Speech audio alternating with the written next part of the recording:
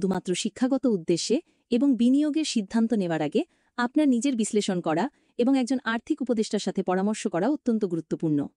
নমস্কার সবাইকে। 11 সেপ্টেম্বর 2025-এর জন্য নিফটি 50 এর বিশ্লেষণ এবং পূর্বাভাস বেশ কিছু গুরুত্বপূর্ণ বিষয় দ্বারা প্রভাবিত হবে। আজ বুধবার বাজার মিশ্র প্রবণতায় শেষ হয়েছে এবং আগামীকাল সতর্কতামূলক প্রবণতা থাকতে পারে।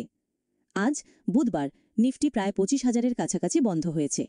বাজারে সাইকোলজিক্যাল রেজিস্ট্যান্স জোনটি অতিক্রম করতে ব্যর্থ হয়েছে, যা একটি অস্থির প্রবণতার ইঙ্গিত দেয়। যদি এই রেজিস্ট্যান্স জোনটি নিশ্চিতভাবে অতিক্রম করা যায়, তবে একটি নতুন বুলিশ ট্রেন্ড শুরু হতে পারে। 25,000-25,050 অঞ্চলটি একটি শক্তিশালী প্রতিরোধের মতো কাজ করছে।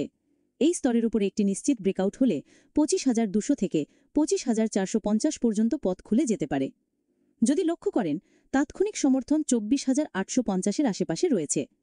এরপরে মূল সমর্থন স্তরগুলি হল 24,700 এবং 24,550। যদি সূচকটি 24,700-এর নিচে নেমে যায়, তবে এটি একটি দুর্বল প্রবণতার ইঙ্গিত দেওয়ার সম্ভাবনা আছে।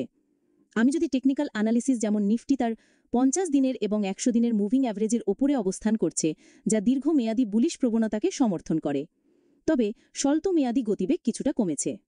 যদি আমরা বিশ্বব্যাপী বাজারের দিকে খবর রাখি, মার্কিন যুক্তরাষ্ট্রের মুদ্রাস্ফীতির ডেটা এবং ফেডারাল রিজার্ভের সম্ভাব্য সুদের হার সংক্রান্ত সিদ্ধান্তের ওপর বাজারের নজর থাকবে। যদি মুদ্রাস্ফীতি প্রত্যাশার চেয়ে বেশি হয়, তবে এটি বিশ্বব্যাপী বাজারকে নেতিবাচকভাবে প্রভাবিত করতে পারে। লক্ষ্য করতে পারছেন, FII-DII কার্যক্রমা, যা বিদেশি প্রাতিষ্ঠানিক বিনিয়োগকারীরা গত কয়েকদিন ধরে বাজারে নেট বিক্রেতা রয়েছে, যা বাজারকে চাপে রাখছে।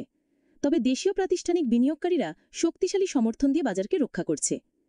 FII এবং DII এর কার্যক্রম বৃহস্পতিবার বাজারের গতিবিধি নির্ধারণে একটি গুরুত্বপূর্ণ ভূমিকা পালন করবে।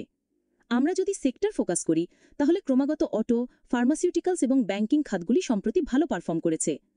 এই খাতগুলির পারফরমেন্স বৃহস্পতিবার বাজারকে সমর্থন দিতে পারে। বৃহস্পতিবার 11 সেপ্টেম্বর 2025-এ যদি নিফটি 25,000-এর ওপর একটি নিশ্চিত ব্রেকআউট দেয় এবং সেই জোনটি ধরে রাখতে পারে, তবে এটি 25,250-এর দিকে যেতে পারে। আর যদি সূচকটি 25,000-এর কাছাকাছি থেকে ফিরে আসে এবং 24,850-এর নিচে নেমে যায়, তবে এটি দুর্বলতা দেখাতে পারে এবং 24,700-র দিকে যেতে পারে।